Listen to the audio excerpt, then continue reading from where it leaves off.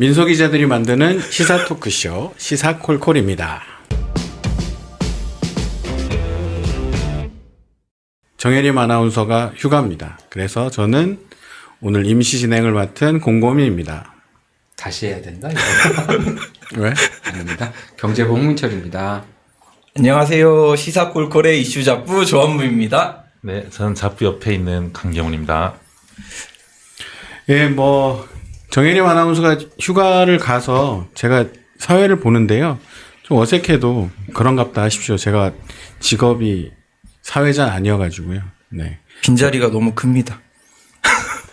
벌써 이렇게 순서나? 분위기가 뚝뚝 들.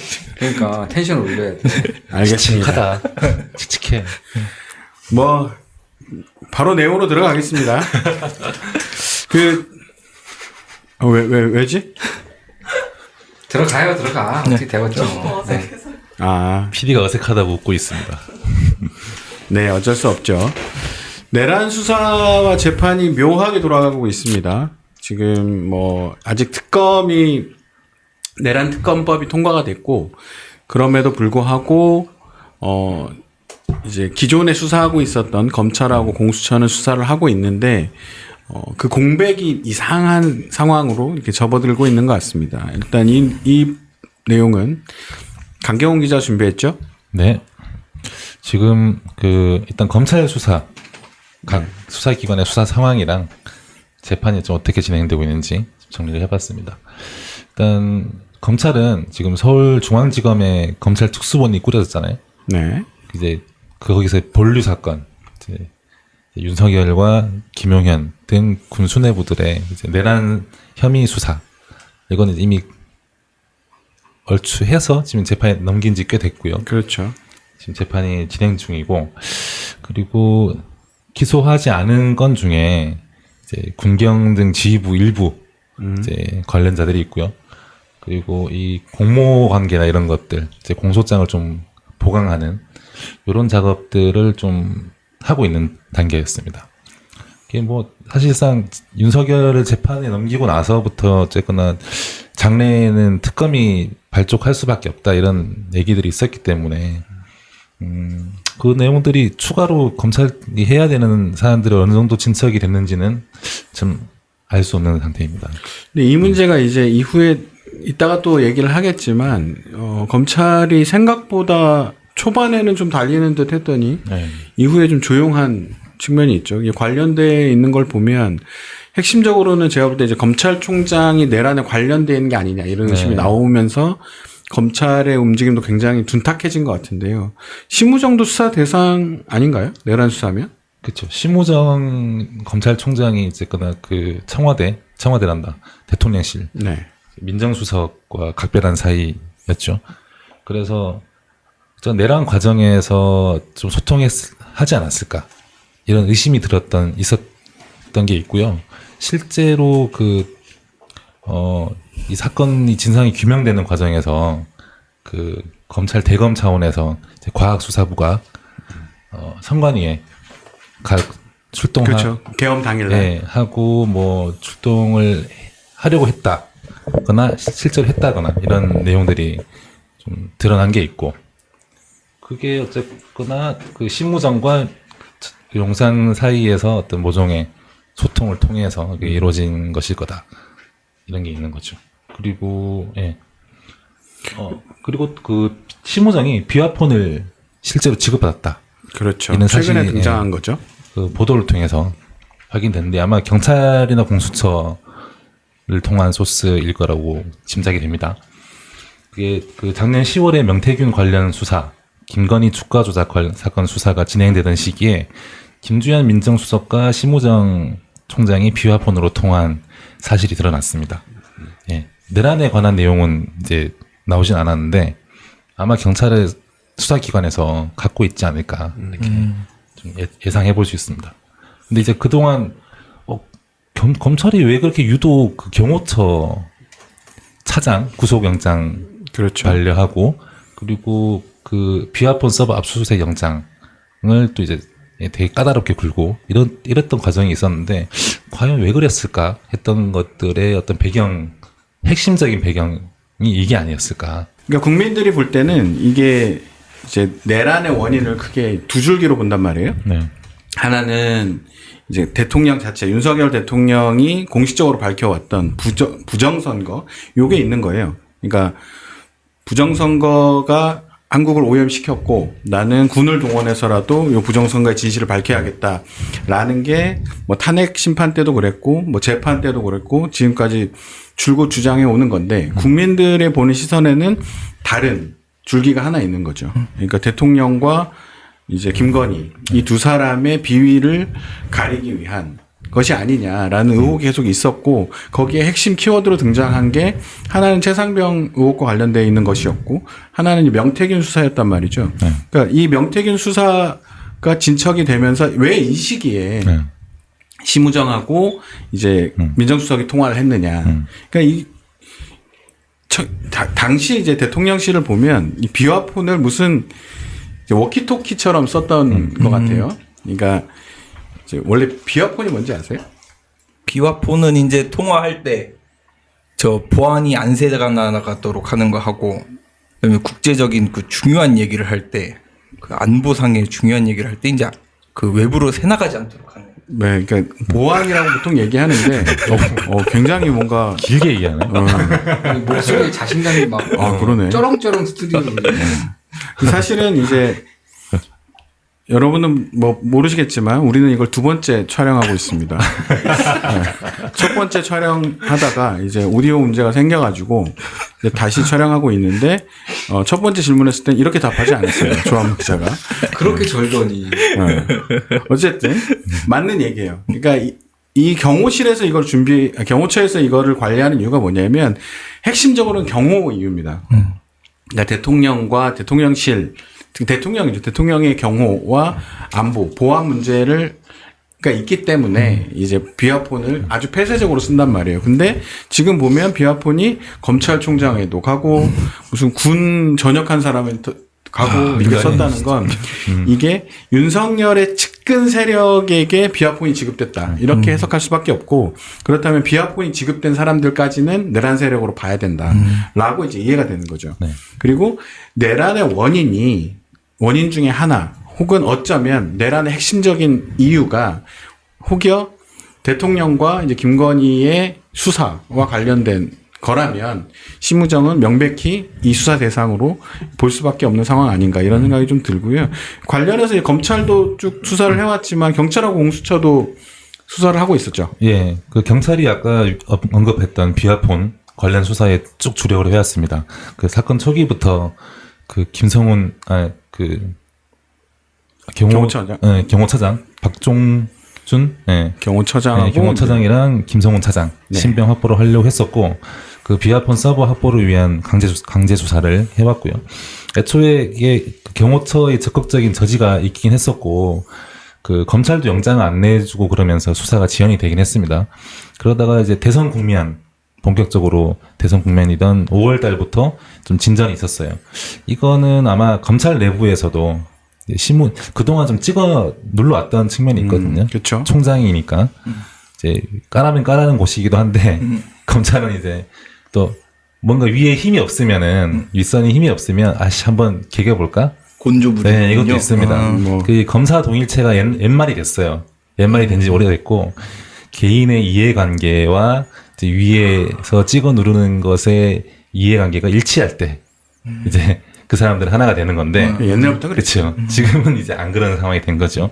심우정 이거 우리 총장 믿고 갈 수 있나? 이런 게 좀 생긴 거예요. 그렇죠. 그게 좀 컸다고 하더라고요. 그러니까 검찰 내부의 분위기가 이제 항고 포기를 했을 때 윤석열을 풀어줬을 때 심우정이 지시를 해서 항고 포기를 하게 됐는데 그러니까 검찰 내부 분위기는 저건 진짜 선을 넘었다. 그러니까 저 사람을 믿고 우리가 갈 수는 없다. 라는 분위기가 형성이 됐고 예전 같으면 이게 항명이 일어나거든요. 그런데 지금 검찰의 분위기는 항명으로 나타나는 게 아니라 이후 시대에 대한 고민까지 겹치기 때문에 이대로는 제 말 그냥 안 들어. 이런 분위기가 어쨌든 형성이 돼 있다. 이렇게 봐야 되는 거죠. 네. 그렇죠. 결국 이제 비화폰 서버랑 대통령실 CCTV 영상을 확보했습니다. 잠깐 검찰이 찍어 누른 게 안 먹힌 상황이 된 거죠, 위에서. 그래서 지난달 말에 한덕수랑 최상목, 이상민 이런 주요 국무위원들에 대한 출국 금지 조치를 그쵸? 했고 CCTV에서 그게 네. 나왔죠. 네. 국무회의 전에 그쵸. 뭐 좀 누구가 있었고 이런 게 기업 확인이 당일날. 됐죠. 예. 아, 그리고 그 출국 금지가 그 전에는 안 돼 있었던. 그건 안 돼 있었습니다. 예. 그때는 그전에는 국무위원들이 말렸다고 이 사람 대통령 권한 대행이고 막 이런 상황이기 그렇죠. 때문에 권한 대행도 했고 예. 이제 뭐 입장 자체가 우리는 다 말렸다 네, 이런 건데 그런 상황이기 와서 때문에. 들었다 일찍 왔던데 뭐 이런 게 이제 확인이 된 거고 뭔가 전해주는 것도 좀 있다 이런 얘기가 나왔으니까 지금 피의자가 지금 된 상태죠. 피의자로 입건돼 있고요. 소환 조사도 했습니다. 한번. 그리고 박종준 전 경호처장 그리고 김성훈 차장 이런 이광우 본부장 이런 경호처 관계자들도 마찬가지로 피의자로 입건돼서 조사를 받고 있고 그 사람들은 좀 더 일찍 출국 금지 조치가 내려졌는데 기간이 좀 만료돼가지고 기간도 연장한 상태입니다. 네. 그리고 그 비화폰 정보를 삭제를 하라고 지시하고 그리고 체포영장 집행을 저지해라 이런 지시했던 내란 수괴죠. 윤석열을 소환을 하려고 시도를 하고 있는데 지금 총 3번 소환 요청을 했는데 다 불응한 상태입니다. 3차 소환 시점이 19일 모레죠. 19일로 특정했는데 이때 안 오면 강제로 수갑 채워가지고 구인할 수 있습니다. 그런 절차까지 밟는 게 좀 정상적인 뭐 경찰은 절차가 고민하고 아닐까? 있겠죠. 어떻게 하는 게 좋을까 하는데 이제 슬리퍼 찍찍 끌고 이제 동네로 활보하고 있는 윤석열에 대한 그 반감이 굉장히 크기 때문에 강제 구인 가능성은 뭐 배제할 수 없고 제가 볼 때는 뭐 꽤 높은 상태일 것 같다 이런 생각이 좀 들고 뭐 심우정은 어떻게 좀 안 됩니까? 심우정도 피의자로 특정해서 넘길 수 있어요. 아. 지금 아마 경찰이 갖고 있는 거에 그 계엄과 관련한 어떤 내용들이 있을 가능성이 저는 높다고 보거든요. 그 원래는 이게 처음에 심우정이 의심을 했던 거는 그 대검 과학수사부에서 그 선관위에 그 출동하고 네. 이런 내용들이 드러났고 그 민정수석과의 관계 이런 것들이 알려진 것처럼 좀 끈끈한 관계가 있고 그러면 과연 심우정이 몰랐을까? 그리고 앞에 그 비화폰 서버 이런 걸 적극적으로 검찰이 네, 그렇죠. 방해하는 과정이 이런 것과 연관돼 있을 것이라는 심정만 있었던 거죠. 근데 지금 비화폰이 실제 지급됐다는 사실이 드러났고, 그러면 이 계엄까지 연결되는 비화폰으로 그런 것들이 있을 것이다. 지금 경찰이든 공수처든 지금 외부에 풀고 있는 상황인데, 앞에 명태균 김건희 주가조작 사건 관련 통화, 이거는 아마 빙산의 일각일 것이다. 내란 사안까지 그 통화가 이루어졌을 가능성이 매우 높고, 그런 내용들이 드러날 가능성이 큽니다. 그래서 지금 요거를 공수처든 경찰이든 심우정을 피의자로 특정해서 넘길 수 있고 좀 더 적합한 곳은 그 검사 직무에 관한 수사권이 있는 공수처가 될 수 있겠죠. 지금 민주당이 공수처에 또 어제 그 방첩사 블랙리스트 관련해 가지고 그 특수 직무유기 혐의로 고발을 하면서 심우정 수사도 해야 된다 이런 언급을 했습니다. 그러니까 공수처도 지금 그러니까 경찰에서 수사하고 있는 내란 수사 말고도 공수처 자체적으로도 지금 내란 수사를 하고 있다는 거죠. 하고 있죠. 내용이 좀 더 있나요? 더 있는 거는 이제 그동안 나왔던 것들, 그 검찰이 지금 기소한 사건. 그래서 그건 공수처 수사를 해서 검찰에 넘긴 거고. 그렇죠. 그거 말고도 더 진행되는 게 있었던 진행되고 거죠. 있는 게 지금 방첩사 블랙리스트 사건입니다. 블랙리스트? 네. 이게 사찰에서 블랙리스트 작성한 건데요. 2023년 11월에 여인영 방첩사령관이 사령관으로 부임한 이후에 방첩사가 전현직 장성들 신상 정보랑 정치 성향 이런 걸 사찰해서 정리해서 블랙리스트로 문건을 작성했다는 건데요. 이런 걸 왜 하지? 그러니까 계엄하면 내부적으로 반대할 사람들을 일단 찾아내겠다는 거. 그런 의도도 있었던 것으로 보입니다. 왜냐하면 그런 그 작업이 어쨌거나 내밀하게 그리고 또 실제 좀 실행력 있게 추진이 되려면은 마음이 맞는 사람들 중심으로 마음 맞는 사람. 예전에 하나회처럼 그런 게 그럴 수 있겠죠. 네. 그래서 거기 실제로 그 내용도 좀 충격적인 내용들이 있습니다. 그 여인영을 2025년에 육군 참모총장으로 앉힌다. 이런 계획. 그리고 나승민 그 신원 보안실장인 나승민 대령을 육군 감찰실장으로 앉히는 인사 계획을 포함해서 이제 이 어떻게 보면 육군 조직을 좀 장악하려는 의도가 아니었나. 진짜 하나이네. 그런 걸 이게 보이는 충암파라는 거예요? 충암파가 했다. 충암파가 관여가 돼 있고 아닌 사람도 있죠. 예. 충암파가 뭐군 내부에 그렇게 많은 것도 아니니까. 예. 그래서 이게 결국은 사조직 결성을 해서 이게 이 내란 이 사태까지 나아가는 과정에서 이 사람들이 그런 것들을 염두에 두는 게 아닌가. 내란 AB라든지 내란 음모라든지 이런 것들을. 그러면 이게 이해가 돼요. 그러니까 뭐냐면 그 전에 이제 이게 내란이다라고 주장하는 측, 계엄이 터졌을 때부터 내란인 이유는 명백하다. 군을 동원해서 국회의 권능을 저지하려고 했다. 국회의 의결 과정을 방해하려고 했다. 이것이 내란의 핵심이다라고 했는데 지속적으로 이쪽에서 나온 얘기가 뭐냐면 우리가 권력을 잡으려고 할 이유가 없지 않냐. 권력인데 뜬금없이 그 얘기를 했거든요. 그 사람들은 아니 권력이 중요한 게 아니고 넌 이미 대통령이고 국회가 뭘 못하게 한 게 핵심이라니까. 근데 계속 이제 뭐 여러 재판 과정에서 나온 게 뭐냐면 보통 내란이라는 것이 권력을 잡기 위한 건데 우리가 왜 권력이 있는데 그런 걸 하겠냐. 근데 사실은 권력을 잡기 위한 거였네. 그렇죠. 그런 종류의 쿠데타가 있죠, 또. 아, 그렇죠. 그 친위 쿠데타라고 해가지고. 그렇죠. 이 우리나라 역사에도 있습니다. 유신헌법 같은 것도 어떻게 보면은. 그렇죠. 뭐 친위 쿠데타인 거고. 당시 이제 계엄령도 그렇고. 그렇죠. 사실 1.12 쿠데타 이후에 5.17 이제 그 계엄 확대. 이것도 친위 쿠데타에 가깝죠. 왜냐하면 그렇죠. 대통령이 아니긴 했지만 뭐 권력을 이제 확장하기 위한 그렇죠. 거니까.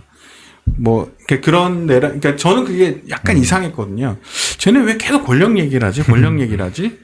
이런 얘기를 생각했는데 그 내부에 있었던 사람들은 실제 권력 장악 계획이 굉장히 광범위하게 있었다. 이런 게 좀 확인되는 것 같아요. 뭐 아마 그 김용희 의원도 충암파잖아요. 그렇죠. 이런 부분들을 충분히 인지를 했을 것이고 이제 내란을 실행하는 과정에서 이거를 적극적으로 활용하려고 윤석열과 그런 부분들의 애기가 충분히 교감이 있었을 거라고 보입니다. 그러겠죠. 김용현이 이제 사실상 계엄을 주도한 거니까. 그나저나 그 문제의 김용현은 풀려났습니다. 아, 예. 이게 또 어떻게 된 거예요? 지기현이 또 뭐 이상한 짓 한 겁니까? 지기현이 또 지기현을 했다 이렇게 좀 볼 수 있나 싶을 정도로 이게 사실 어쩔 수 없는 좀 측면도 약간 있어요. 예. 이제 뭐 구속 기한이 만료되는 상황을 앞두고 있었거든요. 한 열흘 정도 남아 있었죠. 그렇죠. 지금 이달 26일 자정까지 했습니다. 네. 근데 도대체 원래 알고 있었던 거잖아요. 네. 근데 사실은 원래 이게 뭐 이런 사람이 구속이 되면 네. 검찰은 맘만 먹으면 구속을 연장시킬 수 있단 말이에요. 그러니까 네. 법적으로 보장된 구속 연장 시한 다 썼는데 네. 검찰은 1년도 보통 잡아놓을 수 있잖아요. 그치. 박근혜 때 네. 보면 그런 사례들이 있었잖아요. 네. 왜 안 한 걸까요? 그걸 저도 모르겠어요. 검찰이 왜 안 했는지. 원래는 재판이 보통 6개월 안에 1심이 끝나는 재판이 대부분이에요. 그래서 그렇죠. 구속 뭐 상태로 보통 사건은 재판을 그렇고. 하는데 이 재판은 12월까지 돼 있단 말이죠. 박근혜 때도 마찬가지로 네. 재판 기간이 길었어요. 그러니까 신병을 계속 확보한 상태에서 재판을 해야지 특히 이런 중대한 사건 같은 경우에는 이제 이 사람이 그 진술을 오염시킬 수 있고 사건 관계인들을 밖에서 돌아다니면서 그렇죠. 광범위하게 만나러 다닐 수도 있고 정치전을 할 수도 있고 그런 상황들이 있기 때문에 그 증거인멸을 할 수도 있고 그런 부분들이 이제 막기 위한 조치가 취해지는 게 보통 그 추가 구속영장을 청구하는 거죠. 박근혜 때는 어떻게 했었어요? 그때는 처음에 삼성이라든지 뭐 각종 뭐 그 최순실 그 딸 네. 정유라 뭐 승마 지원 이런 거 네네. 이런 걸로 처음에 구속영장을 청구했다가 이제 수사 과정에서 밝혀진 또 다른 이제 대기업 관련 뇌물 사건, 이제 롯데 뭐 LG 이런 미래재단 SK 미래재단 관련 그 부분들을 그 처음 구속영장 청구할 때 안 넣었었거든요. 아하. 이게 추가로 넣어가지고 추가 구속 사유가 된다. 그것과 관련한 증거인멸 우려가 있다. 이렇게 해서 구속영장을 신청을 한 거죠. 그래서 재판부가 그때도 좀 고민을 하다가 그 발부해줬습니다. 네. 뭐 그렇게 할 수 있는데 도대체 왜 안 해준 거지? 이해가 할 수 없. 그러니까 제가 볼 때는 검찰이 이게 초반부터 좀 이상하거든요. 그러니까 초반에 윤석열을 풀어준 것도 이상하고, 그러니까 지기현이 풀어줬다는 것도 사실인데, 지기현이 그렇게 결정했어도 사실 검찰총장이 그냥 항고를 하라고 했으면 그냥 구속 유지였어요. 풀어준 거고, 검찰도 이번에는 뻔히 보이는 것이고, 그것이 무슨 어떤 새로운 무언 기술을 부려야 되는 게 아니라 지금까지 검찰이 해왔던 것을 그냥 하면 되는 거였는데 그걸 하지 않았단 말이죠. 그렇기 때문에 제가 볼 땐 이것의 책임의 상당 부분은 검찰에 있는데 판사는 이런 걸 아예 개입할 수 없나요? 윤석열 같은 경우는 기한이 만료되지 않은 상태에서 그렇죠. 취소를 소송 지휘를 해가지고 했잖아요. 네. 그런 경우는 구속 사유가 사라지지 않았기 때문에 다시 직권으로 할 수가 있습니다. 네. 또 반대로 검찰이 또 청구를 할 수가 있고 다른 사유로. 네. 근데 요거 같은 경우는 구속 기간 만료가 됐기 때문에 직권으로 뭐 판사가 직접 임의로 기간을 연장할 수는 없어요. 법적으로는. 다만 그 검찰이 남은 혐의들이 있잖아요. 검찰이 적용할 수 있는 네. 추가 구속영장을 청구할 수 있는 그런 혐의들이 있기 때문에 그런 부분들에 대해서 적극적으로 좀 검토해봐라 는 식으로 소송 지휘권을 행사할 수가 있죠. 보통 이게 알려지지 않은 사건들 같은 경우는 대외적인 관심도가 낮은 사건들은 좀 불가피하게 재판이 길어진다. 그래서 중간에 피고인이 잠깐 풀려나야 되는 상황이 올 수 있잖아요. 네. 검사가 대놓고 얘기합니다. 그리고 뭐 혐의 더 있지 않습니까? 관련된 혐의들이 갖고 와라 그거 적용해서 뭐 이런 식으로 얘기하는 거죠. 그러면 검찰 알아듣고 연장해야겠네. 그리고 알아서도 검찰이 하기도 하고. 평소에 안 하던 짓을 지금 갑자기 인권 검찰, 인권 판사 이렇게 된 거네요. 그게 맞긴 합니다. 그렇게 하는 게 맞긴 한데 이제 그런 것들이 좀 우리는 그게 당연하기도 하거든요. 되게 당연한 절차이기도 한데 이 사안의 특수성이라든지 중대성 그리고 이 내란 사건으로 인한 국민들의 피해, 실질적인 피해가 있었던 사건이잖아요. 네, 그렇죠. 그 부분들은 좀 차이를 둘 필요가 있죠. 이제 이게 엄격하게 할 필요가 물론 있지만은 이런 좀 중대성을 충분히 참작을 해서 감안해서 좀 적극적인 그 소송 지휘권을 행사할 필요가 있다. 그러니까 뭐 제가 볼 땐 검찰도 그렇고 판사도 그렇고 이상한 짓을 했는데 이게 김용현뿐만이 아니라 뭐 이러면 다른 군수뇌들도 뭐 지금 대부분 구속 재판 중인데 줄줄이 나오는 건가요? 네, 블랙리스트 아까 얘기했던 방첩사령관, 여인영 방첩사령관이랑 이진우 전 수도방위사령관, 네. 그리고 박안수 육군참모총장 계엄사령관이었죠. 네, 그렇죠. 문상호 전 국군정보사령관 이 구속기간 만료일이 다 다음 달 초예요. 네. 이 논리면은 지금 뭐 검찰이 추가 기소를 하지 않을 수 있다. 원탑 투탑이 지금 다 풀려났는데 검찰이 그러면 무슨 근거로 검찰 입장에서 무슨 명분으로 이 밑에 하수인들을 또 구속을 연장을 시킬까? 그게 있는 거죠. 일관성이 안 맞는 거죠.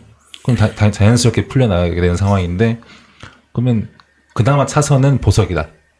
보석으로 석방을 시키는 것이다. 이런 상황인 거죠. 그러니까 이게 직권 보석 뭐라고 했죠? 그러니까 법원, 그러니까 네. 판사는 보석을 시키겠다고 했고, 네. 검찰이 보석을 하자 이렇게 네. 얘기를 그렇죠. 했고, 네. 김용현은 보석 안 받겠다. 네. 이 약간 이상한 모양인데 그건 왜 그렇게 된 거죠? 그렇죠. 보통은 이제 반대죠. 그렇죠. 전 뭐 피고인은 네. 하루라도 빨리 좀 그렇죠. 나가고 싶고 네. 검찰은 안 돼. 열흘 일찍 내보내 준 거예요. 네. 네. 근데 이게 기한 만료로 풀려나면 불구속 재판과 매한가지 상황이 됩니다. 그러니까 완전히 그냥 불구속 완전히 상태. 운신이 자유로워져요. 그럼 물론 뭐 출국 이런 거는 약간 좀 제약이 있을 수 있지만 재판을 받아야 되는 상황이니까 대신 뭐 어디 돌아다니고 이런 거는 상관없거든요.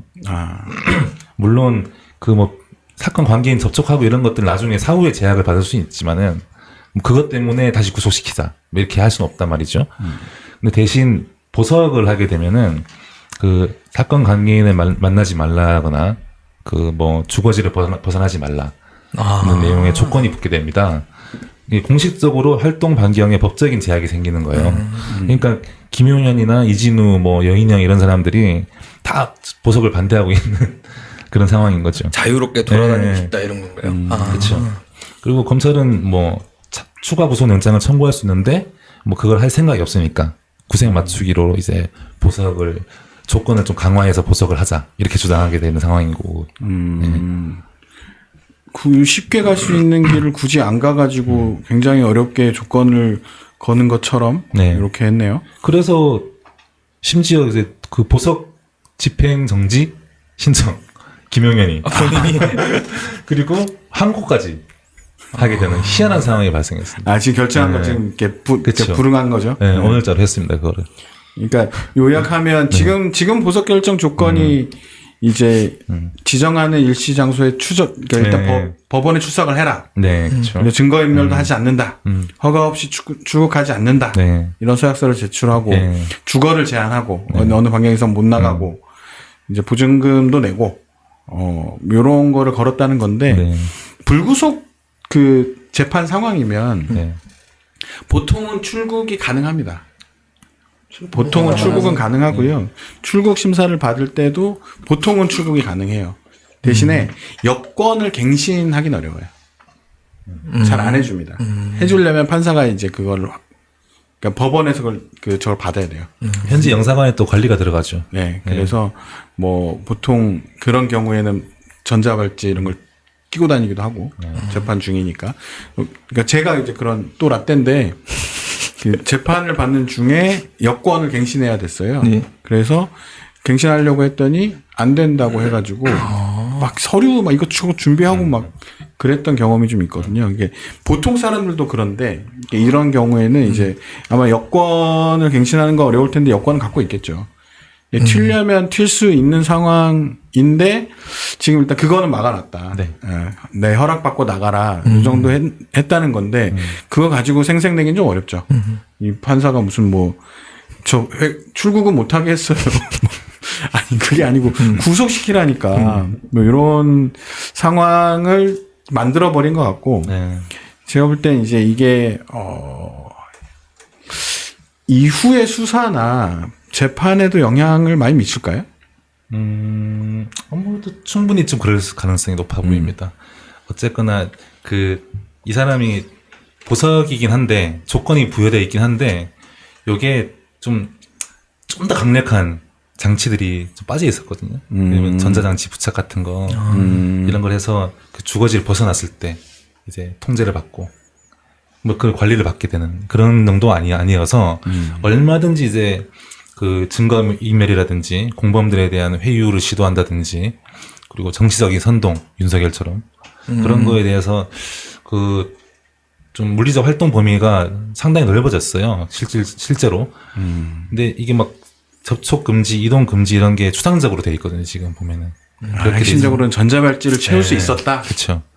그래서 우회적인 수단으로 충분히 이제 하지 말라는 거는 다 우회적으로 충분히 할 수 있는 상황이 됐기 때문에 그래서 아마 이게 나중에 그런 재판 과정이라든지 진술이라든지 이런 것들이 좀 오염될 가능성 좀 생겨버렸습니다. 그렇죠. 사실 윤석열 제가 볼 때 이게 이상한데 윤석열부터 단추가 잘못 끼인 것 같고 그리고 윤석열이 그렇게 되고 나서 그렇죠. 판이 이상하게 어그러졌는데 김용현이 이게 영향을 받은 거죠. 걔도 그렇게 했는데 그러니까 검찰이 제가 볼 땐 핵심적으로는 검찰이 이상하다. 이 검사들이 이상하다. 빨리 손을 떼라.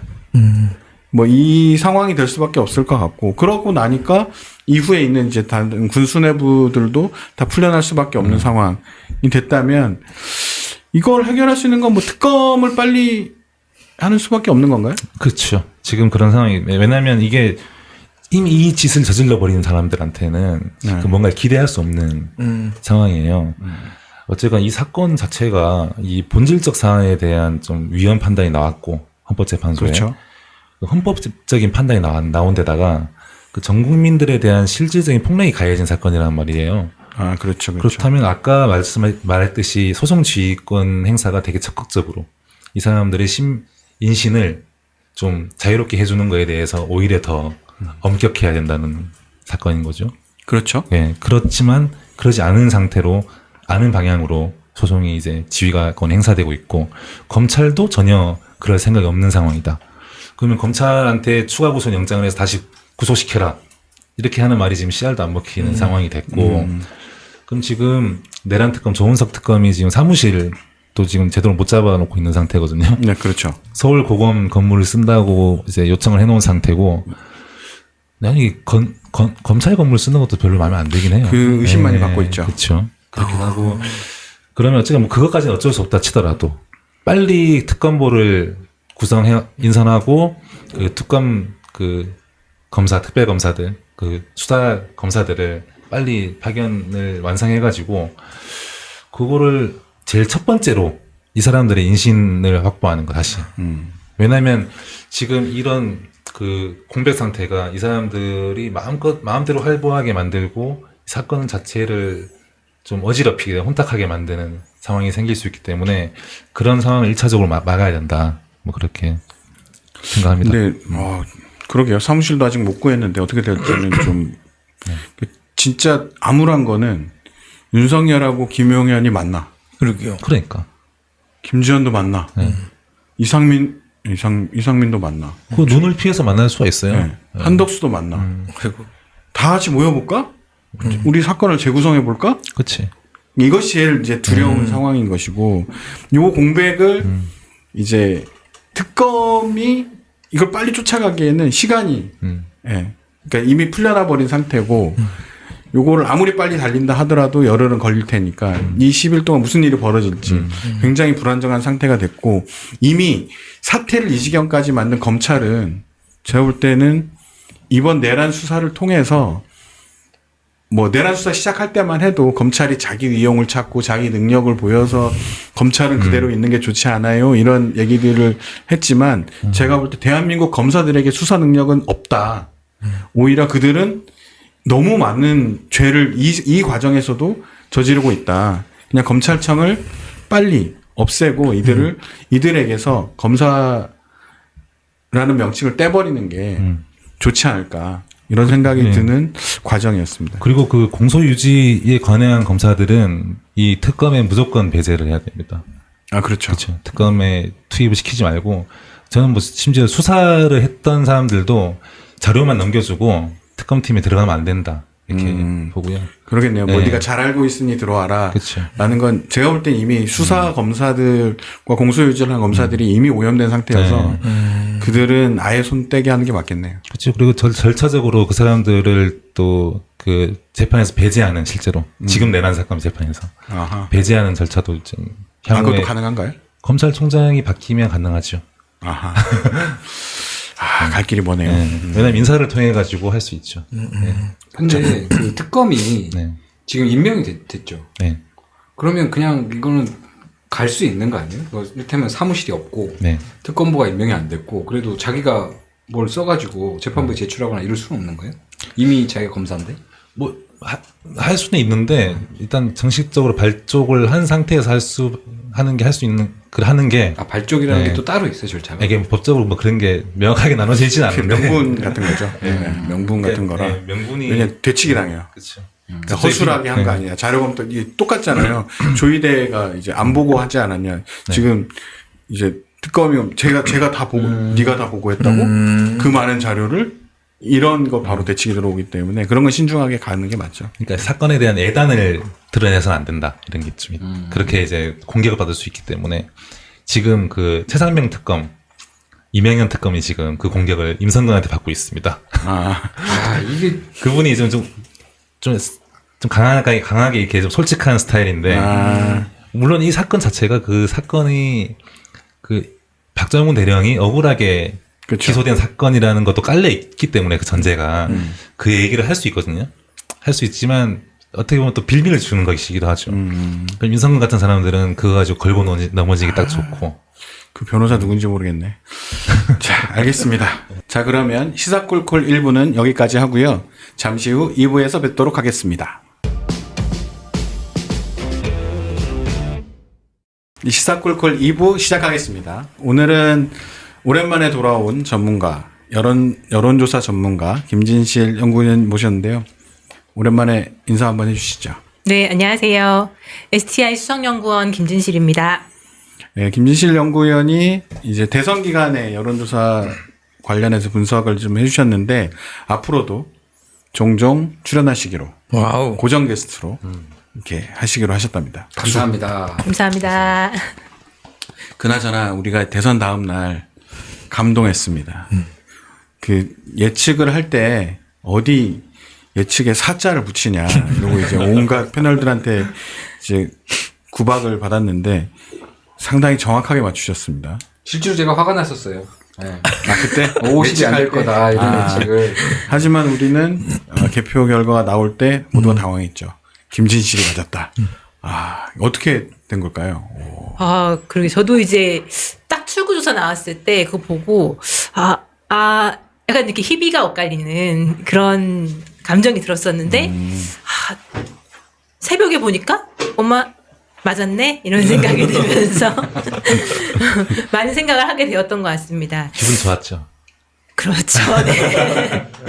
제가 그때 아마 예측할 때 수치로 이재명 후보 48.5에서 50.1로 말씀드렸는데 그 수치 안에 들어가서 맞았습니다. 와. 대신 김문수 후보와 이준석 후보의 결과는 좀 달랐는데요.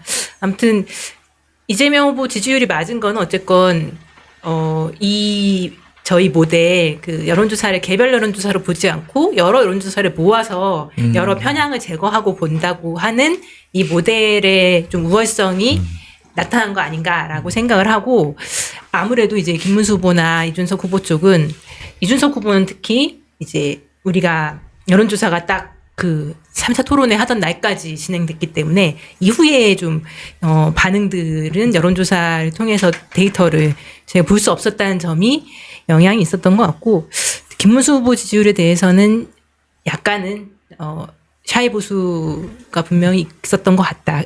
아무래도 그런 것 때문에 출구조사에도 그렇게 영향이 있었던 것 같고요.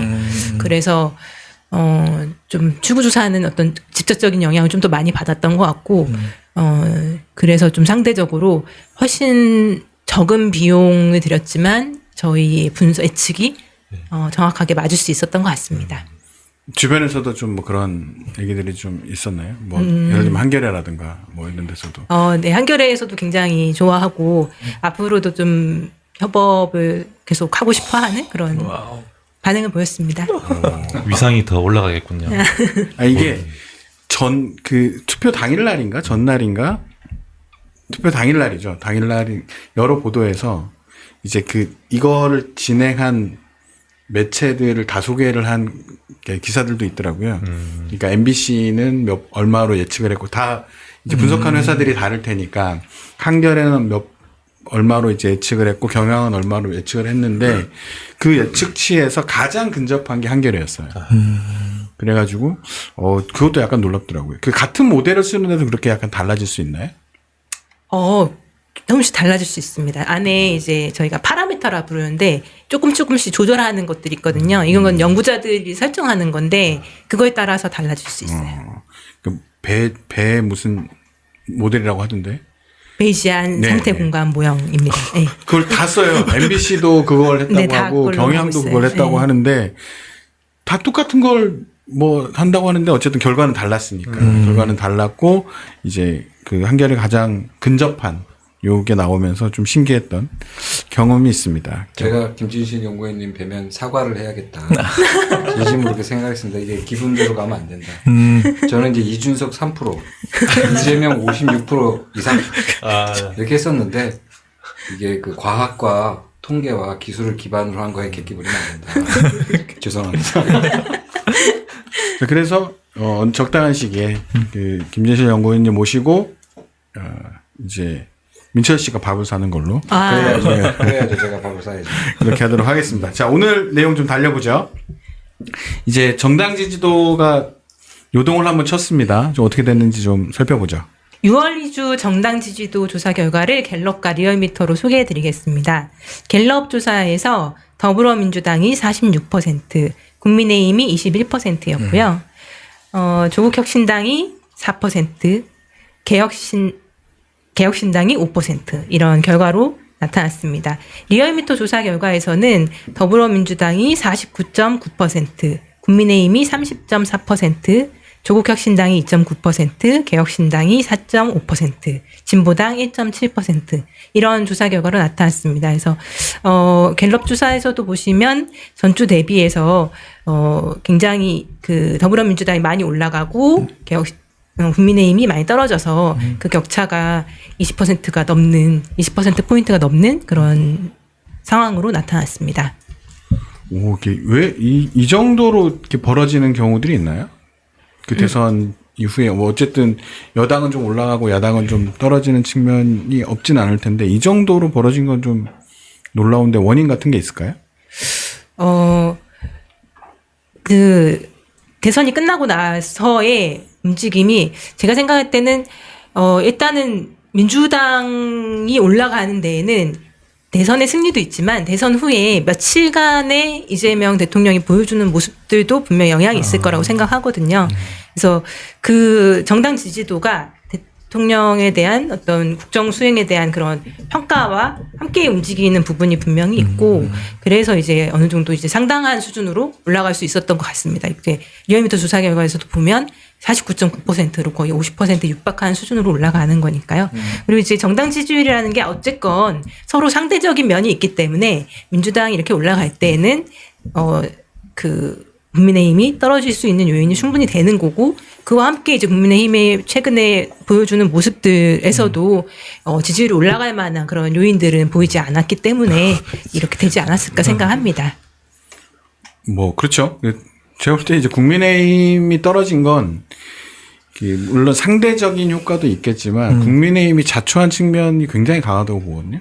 특히 이제 대선 직후에 보여줬던 우리가 뭘 잘못했냐는 분위기와 뭐 혁신안을 놓고 이제 비대위원장에 대한 공격 그리고 이제 뭐 사실상 그 원내대표가 비대위원장을 거의 이제 내모듯이 이런 것들이 이제 예전의 과정 이준석 당대표를 몰아냈던 과정이 사람들이 생각나게 하면서 도대체 뭐 하는 짓이냐 이런 게 있는 상황에서 어떻게 보면 이 여론조사에는 반영이 안 될 수도 있었겠지만 그 원내대표 선거를 보면 이 당이 아직 갈 길이 멀다. 제가 볼 때 10%대도 노려볼 만하다. 이런 생각이 들었어요. 그러니까 국민의힘 원내대표가 송원석 이게 이제 됐죠. 3파전이었는데 한 명은 중립, 한 명은 좀 친한 계, 한 명은 이제 TK계라고 그러니까 현 주류 계열이라고 하는데 주류 계열이 107석 중에 60명이 이제 이 사람을 찍었단 말이에요. 그러니까 압도적인 득표를 해버린 거죠. 그 얘기는 뭐냐면 TK를 그냥 뽑았다는 거예요. 찐윤 중에서도 TK. 좋다. 우리는 그대로 간다. 이 사람이 무슨 얘기를 했냐면 왜 요즘 지지율이 떨어지는 거 같냐 그랬더니 뭐 혁신 어쩌고저쩌고 얘기하다가 정체성이 중요하다 이런 얘기를 해요. 그러니까 자 TK의 의원이 우리 당에 지금 필요한 게 무엇이냐. 여러 혁신도 있지만 정체성이 중요하다. 정체성을 제대로 구현하지 못하는 것 같다는 얘기는 더 파고들겠다는 거죠. 네. 제가 볼 때 코어층에 대한 그 어떤 발화가 더 심해지고 있는 상황으로 좀 보여지고 그러면 이 얘기는 뭐냐면 이 사람들 머릿속에 차기 총선밖에 없는 사람들인가 이런 생각이 드는 거죠. 자기 지역구 그냥 그렇죠. 계속 승계하는 거. 네. 그러니까 대구는 어쨌든 압도적이지 않았냐 이런 생각이 있는 거죠. 자 부산도 어쨌든 우리가 이기진 않았냐. 그러면 지역구에서는 그런 얘기가 있다 이런 얘기들이 도는 거죠. 지역구에서는 네, 지역구에서는 좀 더 우리 그걸 지켜야 된다 이런 얘기들이 더 강하지 않냐. 선거 막판에 그 반짝하는 거에 이 사람들이 현혹돼 있는 상황인데 제가 볼 때 이게 10%를 뚫어봐야 된다. 네. 그런 경우가 거의 없거든요. 한국의 보수 정당이 보수 본류당이 10%대의 지지율이다. 이건 버림받았다고 봐야 돼요. 그 단계로 접어들어 줘야겠다. 그런 차원으로 본다면 송원석 원내대표가 당선된 것이야말로 이 당에 희망이 있다. 네. 이 당의 희망이라보다는 대한민국의 희망이 있다. 그게 TK 전체랑 PK 50% 절반 정도 하면 10% 되지 않을까? 10%대가. 뭐 그럴 수 있는데, 그러니까 제가 볼 때 수도권에서는 거의 색깔이 돌 것 같고 이 사람이 지금 이제 혁신이 놓고서도 바로 바로 오늘부터 충돌하기 시작했거든요. 어제까지만 해도 뭐 경청하겠다 이러더니 바로 그냥 아무도 그 경청하겠다는 걸 믿지도 않았고 하루 바뀌자마자 김용태를 향해서 이제 뭐 예? 부딪히기 시작한 거죠. 그 얘기는 뭐 어쨌든 임기가 6월 말까지 아니냐 이런 얘기도 있었지만 거기까지 기다리지도 않을 것 같아요. 기다리지도 않고 뭐 자리는 보존해 줄게. 이런 느낌이에요. 하지만 너 너덜너덜해지고 나갈 거야. 그래야 친한계가 발 못 붙일 테니까. 그러니까 아마 선거운동을 시작한 거라고 봐야겠죠. 이 전당대회를 준비하는 뭐 그래서 아마 선관위를 구성하게 될 텐데 이 과정에서 아마 친한계를 공격하는 워딩들이 많이 나오지 않을까 싶고 혁신도 중요하지만 정체성이 중요하다 이런 얘기들을 계속 하지 않을까? 그러면 수렁으로 빠져드는 거죠. 그래서 아마 김진실 연구위원님이 언제 2주 후에 아마 오시게 될 텐데 우리는 그 경험을 해보면 좋겠다. 10%대 한국 보수 정당의 지지율. 기대해 보겠습니다. 그러니까 대선 결과 이걸 보면은 참 호사다마라 그러나 이런 거를. 그러니까 어떤 결과가 그 당시에는 굉장히 가슴 아프고 상대편에 좀 이렇게 커 보이고 이런 건데 그 이후에 전개되는 모습을 보니까 민주당은 야 이렇게 했는데도 오를 못 봤어? 라면서 정신 차리는 계기가 일부 승리했음에도 되고 이쪽에서는 우리가 완전 망했는데 젖잘 싸네? 이러고 이제 이전투구로 흘러가는 양쪽의 이런 걸 국민들이 보고 저는 이제 그렇게 느꼈거든요. 그러니까 이런 게 이제 완전 벌어져 버리는. 그렇죠. 지지자들 안에서도 최근 뉴스를 못 봤어요. 저 국힘 뉴스를 거의 못 본 것 같아요. 굉장히 묻혀버렸는데 국힘 사람들은 볼 거 아니에요? 자기들도 이게 뭐냐 이런 생각이 들지 않았어요. 그러니까 이런 수치가 그렇죠.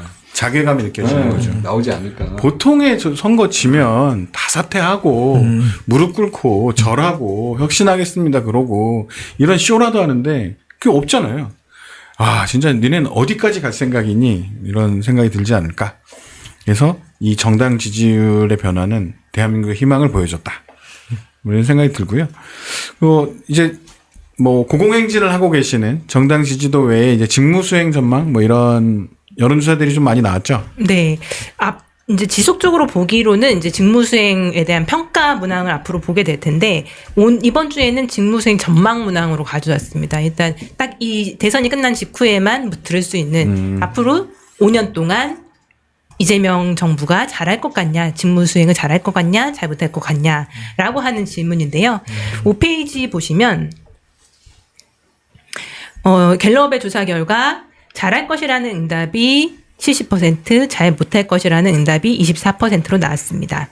뒤에 리얼미터에서는 국정수행 전망에서 잘 할 것이라는 응답이 59.4%, 잘 하지 못할 것이라는 응답이 34.9%였습니다. 그래서 5페이지 다시 보시면 그 예전 대통령들의 직무수행 전망 문항도 함께 보실 수 있는데요. 이제 높은 지지율을 받고 장성되었던 그런 후보들의 경우에 대통령들의 경우에는 직무수행 전망 모두 이제 좋은 점수를 받았다라고 할 수 있을 것 같습니다. 그래서 김영삼 대통령 85%, 이명박 대통령 79%, 박근혜 대통령 79%, 문재인 대통령 87% 이랬었습니다. 이제 윤석열 대통령이 이게 낮아서 60%였고요.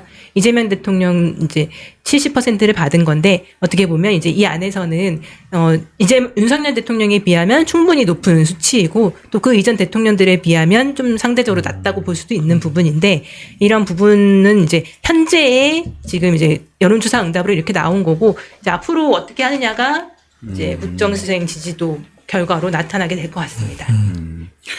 곧바로 비교한다면 이제 문재인 대통령하고 좀 비슷한, 그러니까 시기적으로는 그런 거라고 봐야겠죠. 네, 그렇긴 한데 제가 봤을 때는 예. 왜냐하면 그렇습니다. 이명박 대통령이나 박근혜 대통령 같은 경우에 윤석열 대통령도 그렇고 인수 기간을 거치고 나서 맞습니다. 이제 요거를 물어봤던 것이고. 네. 이제 문재인 대통령이 이제 보궐선거니까 이제 비슷한 상황인데 문재인 대통령 시기하고 지금하고 비교를 해본다면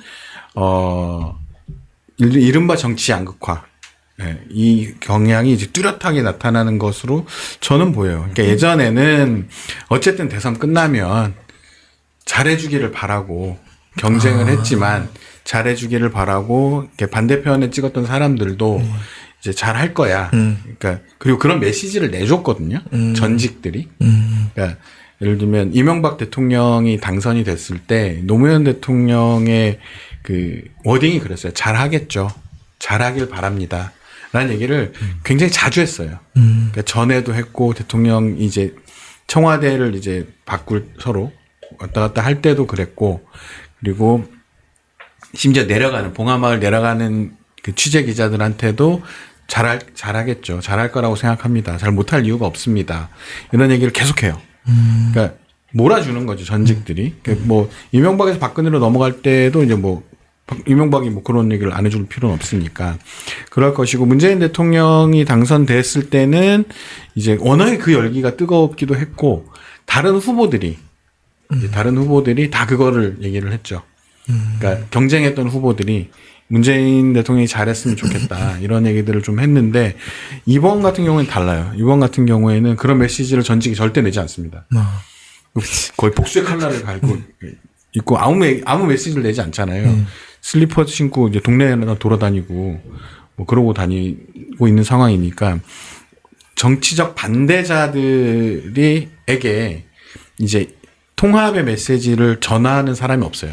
그러니까 이게 정치 양극화의 결과이기도 하고 원인이기도 한데 선거에 졌으면 승복하고 그걸 잘하길 바란다라고 하고 그런 기간을 좀 갖는다고 하는데 그걸 이른바 허니문 기간이라고 보통 하기도 하고 근데 지금 그런 메시지 자체가 아예 나오고 있지 않은 상황에서 이제 이재명 대통령은 임기를 시작하고 있다라고 좀 보여지고 좀 독특한 상황이라서 이재명 대통령이 어떻게 하느냐에 따라서 이제 좀 달라지지 않을까 이런 생각도 좀 듭니다. 그러니까 정치적 반대자들의 어떤 지원, 그 리더들의 어떤 지원 메시지가 아예 없는 상태에서 대통령을 해나가야 되는 바로 비판부터 이제 들어오는 이런 상황에서 이걸 해나가야 되는 이런 과제도 어쨌든 이재명 대통령은 겪고 있다 이렇게 좀 해석이 돼요.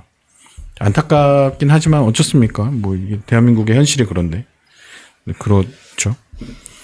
이게 뭐 대선 후에 이제 뭐 여론조사들이 쭉쭉쭉쭉 나오고 있죠. 그 이른바 그 출구조사에서 한번 사람들이 충격을 좀 받았는데 대선 이후에 이와 관련된 여러 가지 여론조사들이 좀 나오고 있는 거죠. 많이 나온 건 아닙니다. 아, 그래서 그래요? 저도 소개를 드릴 만한 조사가 있을까 걱정했는데 시사인이 한국리서치와 함께 여론조사를 해서 발표를 해서 이 부분이 살펴볼 내용이 많아서 제가 가져왔습니다. 시사인이 한국리서치랑 6월 5일과 6일에 여론조사를 했고 2,000명을 대상으로 한 문항이 굉장히 많습니다. 거의 130개 가까운 문항을 했고 그래서 이제 대선에서 어떤 후보한테 왜 투표를 했는지 그리고 이 결과를 통해서 분석할 수 있는 다양한 부분들이 뭐가 있는지 알 수 있는 그런 내용으로 조사를 해서 혹시 여유가 되시는 분들이라면 그 여론조사 심의위원회 홈페이지에 보고서가 한 150페이지 되는 게 올라와 있거든요.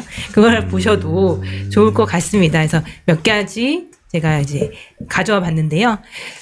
이걸로 소개해 드리도록 하겠습니다. 그래서 7쪽에 보시면 먼저 이제 문항이 나와 있습니다. 제가 여기서부터 소개해 드릴 내용들이 자신이 어느 후보에게 투표했는지 밝히면 그 다음에 이제 이유를 물어봅니다. 그 이유가 될 수 있는 문항을 10개 정도 이제 해서 그 이유 10개 정도를 만들어서 이것 때문에 투표했습니까? 라고 물어보고 내가 이 이유가 맞으면 그렇다. 내가 이 이유는 나는 그건 아니야 라고 하면 그렇지 않다라고 응답을 하게 Yes 하는 or 겁니다. no? 네. yes. 그렇습니다. 예. 모름도 있네요. 모름. 네, 모름도 있고요. 그래서 이제 그렇게 응답을 해서 그걸 모든 후보에 대해서 하는 거고 그래서 대체로 구조가 비슷하긴 하지만 이유는 조금씩 다를 수 있죠. 그래서 예를 들면 이재명 후보한테는 정권 교체를 위해서 투표했냐 뭐 이렇게 물어본다면 김문수 후보한테는 정권 재창출을 위해서 투표를 했냐 이런 식으로 물어보는 거죠. 그리고 뭐 중요한 그 문항들에는 그래서 정권 교체나 전 대통령에 대한 심판 그다음에 그 예를 들면 이제 후보에 대한 호감 후보의 정책에 마음이 들어서 후보가 잘 할 것 같아서 그러니까 개인적인 자질이나 능력이 뛰어나서 혹은 정당의 호감이 가서 뭐 이런 이유라던가 아니면 뭐 이제 탄핵에 대한 부분도 중요한 이유로 이제 들어서 한번 물어봤습니다. 그랬더니 이재명 후보에게 투표한 이유 중에 가장 큰 그렇다는 응답이 가장 많이 나온 것은 정권 교체였고 그 다음으로는 윤석열 전 대통령의 심판, 그다음에 12상 비상계엄과 탄핵에 대한 이재명 후보의 입장에 동의해서 이런 식으로 93%, 91%, 91% 이렇게 큰 게 이유를 차지하는 부분들이 이런 것이었고요. 그 외에도 국민의힘에 대한 심판이라던가 그리고 이제 5위로는 이재명 후보 개인의 자질이나 능력이 뛰어나서 77%이 정도로 순위로 나타나고 있었습니다. 그럼 이제 다른 후보한테 투표했을 때는 어떤 이유로 하는가 이것도 궁금할 텐데 8쪽에 보면 김문수 후보한테 투표한 이유 중에서는 가장 높은 이유로 나타나는 것은 이재명 후보의 당선을 막기 위해가 가장 큰 이유로 나타났고 두 번째도 이재명 후보를 심판하기 위해 이재명 후보 86%. 대통령인데 심판을 한다고 뭘 심판한다는 거지? 거대 여당의 대표, 야당의 대표니까. 심판. 그 다음에 이제 3위가 더불어민주당을 심판하기 위해 이렇게 이제 그 반대의 이유가 되는 것들이 1, 2, 3위를 차지하는 그런 결과로 나타났습니다. 물론 이제 이재명 후보에서도 뭐 전 대통령에 대한 심판이나 아니면 비상계엄에 대한 부분도 있지만 이거가 좀 다르게 아까 말씀하신 대로 한 정당의 대표이거나 한 정당의 후보를 심판하거나 당선을 막는다 이런 부분들이 정당성으로는 아무래도 조금 그만큼에 미치지 못할 수밖에 없겠죠. 네. 그럴 것 같습니다. 근데 이제 특징적인 게 이재명 후보의 개인 자질이나 능력이 뛰어나서가 높네요. 네, 그렇죠. 그 부분에 대해서 저는 유권자들 중에 뭐 상당 부분이 그 부분에 대한 평가도 있었을 거라고 생각합니다. 네, 그러니까 어떻게 보면 민주당의 어떤 그러니까 정권 교체라든가 내란에 대한 종식 이런 것들도 존재했지만 그건 압도적이었던 것이고 이재명 대통령에 대한 그 개인에 대한 자질 요것도 작용을 했는데 좀 더 신기한 게 김문수 후보예요. 김문수도 자질이 65%네요. 예, 65%. 그러니까 어떻게 보면 이 당이 폭망하는 거를 김문수가 적어도 1, 2% 정도는 좀 끌어올린 측면이 있다. 이렇게는 좀 해석은 좀 되네요. 그러니까 상대적으로 깨끗해 보였고 왜냐하면 주요 후보들 중에 모든 후보들 중에서인가 가장 가난한 후보였고, 그러니까 그 얘기는 돈을 자체를 벌지 않았다는 얘기니까 그게 많이 작용을 했을 것 같고, 그리고 뭐 그 철봉이냐 평행봉 막 하고 있는 거 이런 거 이제 보여주고, 그러니까 건강하고 깨끗한 사람 이 후보를 계속 밀어붙였거든요. 선거 막판에는 그거밖에 안 해요. 나는 건강하고 깨끗하다. 예. 나는 거칠 게 없다. 뭐 이것만 계속했는데 그것이 먹힌 측면은 좀 있는 것 같고. 그러니까 이재명의 능력이라면 그 김문수가 이제 난 깨끗하다. 이게 20년 만에 바뀐 거거든요. 네. 20년 전에는 보수가 능력이 있다라고 밀어붙였고 그 진보는 깨끗하다. 이거를 이제 밀어붙였단 말이에요. 이게 바뀌었다는 얘기는 주류가 바뀌었다는 얘기입니다. 한국사회 주류가 완전히 바뀌었다는 얘기고 주류는 능력을 강조해요. 그리고 이제 비주류는 능력으로 하면 자기가 비주류인 이유가 없잖아요. 능력이 뛰어나면 주류가 됐겠지. 이런 느낌을 주기 때문에 비주류가 깨끗함을 강조하거든요. 네. 주류는 깨끗함을 강조하지 않아요. 네. 그 굳이 뭐 자기 능력을 자랑하면 되니까 주류가 바뀌었다는 것이 좀 드러난 포인트가 아니었을까? 이런 생각은 좀 들었어요. 저는 그게 재밌어요. 그 당선 가능성과 정당 호감. 그러니까 정당을 너무 특히 김문수 대선 후보에 투표한 이후에 당선 가능성이 높아 보여서 그렇지 않다라고 답한 사람이 62%고 안 될 거 알아. 국민의힘에 호감이 가서라고 아니 그렇지 않았는데도 찍었어가 64%. 이 두 개가 현실이죠. 이준석도 그렇고 되게 재밌네요. 그리고 사실 이제 김문수 후보한테 투표한 이유 중에 12상 비상계엄과 탄핵에 대한 김문수 후보의 입장에 동의해서라는 응답도 역시 그렇지 않다가 54%로 사실 이제 김문수 후보의 그런 입장에 대해서 동의해서 김문수 후보를 지지한 것은 아니었다는 것이 지지자 중에서도 상당수였다는 것이 여기 나타나는 것 같습니다. 그럼 그 분석이 약간 맞을 수도 있어요. 그러니까 그 서국경 교수가 얼마 전에 토요토론에 나와서 그 얘기를 했거든요. 착각하지 말아야 된다, 국민의힘이. 그러니까 그 TK랑 PK에서 많이 나온 거에 대해서, 왜냐하면 박주민 의원은 굉장히 놀랬대요. 바닥 분위기가 분명히 그게 아니었다는 거야. 근데 생각보다 너무 높게 나와서 이게 뭐지? 그랬는데 서국경 교수가 이게 차마 찍을 수 없어서 그런 거다. 정치는 밀당 같은 건데 어느 날 갑자기 내가 평생을 찍어온 당이 있는데 어느 날 갑자기 민주당을 찍는 건 진짜 어려운 일이다. 근데 이 사람들이 지금 흔들리고 있다. 근데 여기서 하던 식으로 하게 되면 어느 순간이 되면 돌아선다. 그 상황으로 지금 봐야지 잠깐 이게 결집이 됐다고 해서 우리는 굳건해 이렇게 생각하거나 아 저기는 답이 없어 이렇게 생각하면 곤란하다. 이미 그게 흔들리기 시작한 것으로 좀 봐야 되고 그게 바닥 정서가 보여주는 거다. 이게 이 여론조사가 어쩌면 그런 거죠. 내가 당선 가능성이 높아서도 아니고 특히 호감이 가서 너네 찍는 게 아니야. 난 여기를 찍어왔어. 너네한테 동의하지도 않지만 난 여기 찍어왔기 때문에 찍는 건데 라는 거죠. 이거는 철회될 수도 있죠. 왜냐하면 이게 시작된 지 얼마 안 됐다는 거예요. 이 사람들에게. 얘네 나 다른 데 찍어볼까라는 생각을 여론조사의 추이가 그걸 보여준 거죠. 출렁출렁 했는데 결국엔 찍었단 말입니다. 근데 내가 찍어왔으니까 찍어온 거지. 내가 너네를 살려야 되기. 니네가 살아나면 내가 찍을 것이고 살아나지 못하고 옛날처럼 할 거면 돌아설 사람들도 꽤 있을지 않을까? 그걸 보여주는 게 이 여론조사가 아닐까. 근데 이제 그 대선 당일날 출구조사에 사람들이 충격을 받은 건 사실 20, 30대의 이준석 지지였단 말이죠. 그래서 다음이 이제 이준석 투표 이유 뭐 이런 거 아닐까요? 네. 그쪽에 보시면 이준석 개혁신당 대선 후보에게 투표한 이유도 구성되어 있습니다. 여기는 아무래도 후보의 특징이 있기 때문에 그러니까 이유가 되는 문구들도 좀 다른데요. 보수 세력의 세대 교체를 기대해서가 85%, 거대 양당제를 깨기 위해가 79%, 이준석 후보에게 호감이 가서가 64%, 그리고 이제 계엄과 탄핵에 대한 이준석 후보의 입장에 동의해서 63%, 이준석 후보의 개인 자질이나 능력이 뛰어나서 63% 이렇게 이제 구성이 돼 있습니다. 네. 흥미롭네요. 그러니까 말 그대로 이제 뭐 양당, 그러니까 기존 세대 교체론이네요.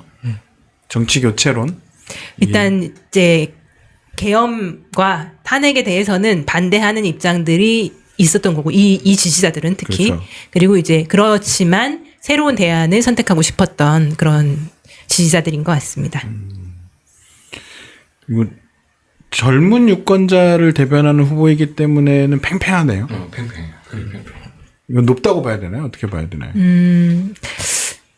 뭐 낮은 건 아닌데 일단 특히 젊은 남성 유권자를 대변하는 후보라고 하는 그 부분이 현실에서 그렇게 지지층이 형성돼 있는 것도 맞지만 뭐 그 자체를 또 이유로 들기에는 또 지지자들도 그 부분이 이렇게 선뜻 적극 동의가 되는 건 아니었던 것 같습니다. 네. 근데 제 주변에 그래요. 그러니까 옛날부터 그런 친구들이 있었어요. 문국현, 안철수, 뭐 반기문 일로 가는 친구들이 있었는데 그 친구들이 다 이준석으로. 그렇죠. 그러니까 이게 그래서 이제 그런 해석을 많이 하거든요. 그러니까 이 섞여 있는데 이준석 지지층에게 섞여 있는 게 뭐냐면 일단 기본적으로는 내란에 대한 심판을 이라고 봐야 된다. 이준석에게 찍은 것도. 네. 그러니까 이재명과 이준석을 합쳐야 된다. 그래야 내란에 대한 심판이다. 이렇게 해석하는 게 맞지 않냐. 그 이준석을 찍었다고 해서 뭐 내란에 계엄에 찬성하거나 탄핵에 반대하거나 이런 게 아니었기 때문에 지금도 보면 63% 정도 점하잖아요. 그런 걸로 보면 그건 맞다. 요거 해석은 맞는 것 같고 그런 사람들 중에 이제 다른 대안 기존 양당이 아니거나 보수 진영에 좀 자기가 원래 좀 보수적이었던 사람들은 보수에 대한 혹은 이제 기존 양당제에서 좀 벗어나고 싶은 층들은 이준석으로 좀 몰린 측면이 있을 것 같고 대부분 그 제3정당, 제3지대를 지지하는 층이 20, 30대가 높아요. 그러니까 이게 한 20년 전이면 그게 이제 민주노동당이나 문국현 이런 사람으로 이제 드러났던 것이고 시간이 좀 흐르면서 안철수도 사실 젊은 층에게 굉장한 어필을 한 사람이었고 지금 안철수 말고요.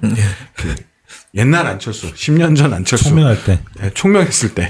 말 더듬지 않고, 뭐, 이렇게 또박또박 말하고. 걱정돼. 다 연기였다고 하니까, 뭐, 그런, 마라톤 하시는 분이니까 건강에는 이상이 없다고 하니까 걱정할 필요는 없지만 어쨌든 10년 전 안철수가 다 20, 30대 층에 새로운 것을 좀 원하는 사람들에게 어필을 했다면 그게 섞여 있는 거죠. 이준석에게는 그게 섞여 있는 것이고, 이제 문제는 이제 이준석이 그거를 굉장히 그 극우적 어떤 형성되는 에너지에 올라탄다거나 혹은 뭐 갈라치기를 한다거나 뭐 안티페미니즘을 활용한다거나 뭐 소수자를 탄압하는 방식으로 이제 나타나는 것이 문제로 나타나지만 그것도 뒤섞여 있는 거죠. 그런 사람들이 그런 지향이 좀 맞아떨어진 측면도 있지만 또 다른 측면으로는 제3지대에 대한 기대 이런 게 뒤섞여 있는 거라 저는 좀 흥미롭긴 해요. 요 부분이 대부분이 높단 말입니다. 그러니까 개혁신당의 호감이 가서를 빼면 그러니까 개혁신당에 대한 관심은 없어요. 이 사람들이 이준석이라는 이준석 현상이거든요. 이준석을 왜 지지하냐? 다 통해버리는 거예요. 그 새로움에 대한 그것. 그게 좀 흥미롭긴 했습니다. 또 이제 다른 문항도 소개해드리겠습니다. 10쪽에 보시면 제가 문항만 일단 먼저 정리를 해봤는데요. 질문은 여기 오른쪽에 있는 적극 지지, 소극 지지, 비지지 투표 없이 구성이 돼 있습니다. 이번 투표와 관련해 다음 중 어느 의견에 가까우십니까? 그러니까 자기 지지 후보를 다시 이제 보여주면서 나는 땡땡땡 후보를 적극적으로 지지하기 때문에 투표했다. 혹은 완전히 지지하지는 않지만 다른 후보들보다 상대적으로 이제 낫다고 판단해서 투표를 했다. 그다음에 나는 이 후보를 지지하지 않지만 선택 가능한 대안이 없어서 투표했다. 아, 질문 잘 짰다 이거. 그래서 1, 2, 3 중에 선택을 하면 이 사람이 적극 지지인지 소극 지지인지 비지지 투표인지가 갈리는 거죠. 그래서 11쪽에 보시면 각 후보 지지자별로 이거를 분류를 해놨습니다. 그러면 이제 이재명 후보 지지자들은 적극 지지자가 46%, 소극 지지자가 43%였습니다. 네, 김문수 후보는 굉장히 대조적인 결과를 보이는데 적극 지지자가 29%였고 소극 지지자는 비슷하게 42%고 비지지 투표자가 29%였습니다. 이준석 후보의 경우는 적극 지지자가 좀 적습니다. 21%로 적고 소극 지지자가 57%로 좀 많고요. 그리고 비지지 투표자가 21%였습니다. 이렇게 나타난 것이 특징이어서 각 후보를 지지할 때 이 지지층이 갖는 마음, 생각을 이 응답에서 좀 대비해서 알 수 있는 것 같습니다. 되게 재밌네요. 네. 김문수 후보의 경우에는 특히 이제 명확하게 나는 지지하지 않지만 이라고 하는 응답이 거의 30%에 가깝다는 것도 특징인 것 같고요. 이준석 후보에 대해서도 이 사람을 적극적으로 지지한다 보다는 완전히 지지하는 건 아니지만 다른 후보보다는 낫다. 이 응답이 매우 높다는 것이 특징입니다. 그렇죠. 그러니까 김문수 후보 같은 경우에는 그 아까 얘기한 TK, PK에서의 그 분위기가 확연히 느껴지는 거죠. 나 지지하지 않아 이제. 근데 찍어. 그러니까 위험한 상황이라는 거죠. 국민의힘의 역사로 본다면 위험한 어떤 그게 나타난 것 같고 왜냐하면 적극 지지자가 더 높아야 되거든요. 지금보다는. 네. 소극 지지자가 유지된다 하더라도 적극 지지자가 높아야 되는데 비지지가 늘어났다는 건 위험 신호라고 보여지고 이준석이 더 재밌습니다. 제가 볼 때. 이건 이준석이 바뀔 수도 있다는 얘기죠. 이준석이어서 지지한 게 아니라는 얘기입니다. 그러니까 이준석이어서 지지한 사람은 20%라는 거고 나머지는 그 상황 그러니까 다른 데보다 여기가 좀 더 나아. 혹은 다른 데를 찍을 수가 없어서야. 그러니까 비교 우위에 서 있다는 거거든요. 그건 아마 새로운 젊음, 뭐, 새로운 지대, 뭐 이런 걸 텐데, 이준석이기 때문이야. 라는 건 낫다는 얘기는 이준석을 누군가 갈아치울 수도 있다. 그러니까 이거는 비율이 좀 높긴 한데, 제3지대에서 많이 나타나는 현상이에요. 그래서 이게 계속 갈려요. 계속 바뀌어와요. 한국의 정치 역사에서 보면. 그래서 이준석이 유지할 수 있을까? 요거는 좀 지켜봐야 되겠지만, 이준석이 너무 큰 사고를 쳐놔가지고 어떻게 될지 좀 봐야 되겠네요. 그런 것들도 좀 조사가 된 거죠. 후보별로. 네. 이제 12페이지에서 보시는 문항은 좀 복잡하게 보이지만 이제 각 후보별로 이 후보들에게 제기되었던 어떤 검증 건이나 아니면 이슈나 이런 부분들을 놓고 이 사건으로 인해 나는 그러니까 모든 후보에 대해서, 그러니까 이거는 지지층에 대해서만 물어본 건 아니고요. 모든 응답자가 다 동일한 응답을 했습니다. 그래서 예를 들면 지금 여기에는 제가 대표적인 것 세 문항만 지금 보여드리고 있는데 이재명 후보에 대해서는 아무래도 1위 후보였기 때문에 그 문항이 좀 더 많습니다. 그래서 이재명 후보의 경우에는 제가 다른데 이제 지금 여기 문항으로는 못 들었으니까 설명으로 드릴게요. 네. 이재명 후보에 대해서는 4개를 물어봤는데 민주당이 중도보수 선언을 한 것으로 인해 어떻게 바뀌었냐.